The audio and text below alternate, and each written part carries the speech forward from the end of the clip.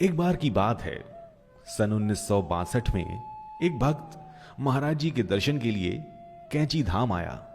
दर्शन के बाद विदा होते समय महाराज जी ने उससे बोला कि तू जा, 4-5 दिन में मैं भी बरेली आऊंगा। वो भक्त अति प्रसन्न हुआ और लौटने के चौथे दिन से ही वो अपने एक आदमी को डॉक्टर भंडारी के घर भेजने लगा, ये देखने के लिए कि महाराज जी वहां आए हैं या नहीं। महाराज जी जब भी बरेली आते थे तो डॉक्टर भंडारी के यहां ही रुकते थे। नौकर जाता और देख के आता, परंतु वहां महाराज जी नहीं आए। उस भक्त ने अपने नौकर को कई बार भेजा। नौकर ऊब गया कि अरे महाराज जी तो आए ही नहीं हैं, आप मुझे बार बार क्यों भेजते हैं।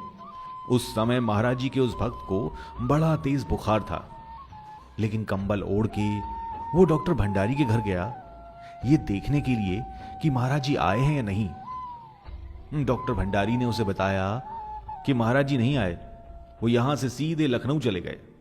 महाराज जी का वो भक्त बहुत हताश हो गया और रो पड़ा और मन ही मन कहने लगा कि महाराज जी बरेली क्यों नहीं आए, मैं तो उनका इंतजार कर रहा था। डॉक्टर भंडारी की पत्नी ने उस भक्त को बहुत समझाया, परंतु वो रोता रहा और बाहर जाकर एक बेंच पे बैठ गया और वहीं जाके विलाप करने लगा कि महाराज जी ने तो मुझसे कहा था कि वो मिलने आएंगे और वो नहीं आए। काफी देर तक वहीं बैठा रहा ठंड में।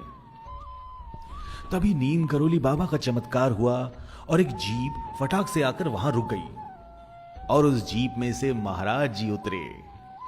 जीप से उतरकर उस भक्त की ओर हल्की सी नजर डालकर बाबा जी भीतर चले गए।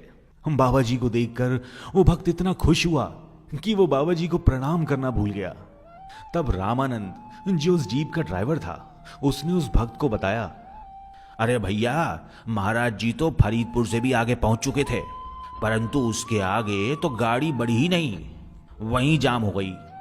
और महाराज जी कहने लगे, प्यारे लाल रो रहा है, चलो वापस बरेली। अरे भैया, हम तो 17-18 किलोमीटर दूर से वापस आ रहे हैं।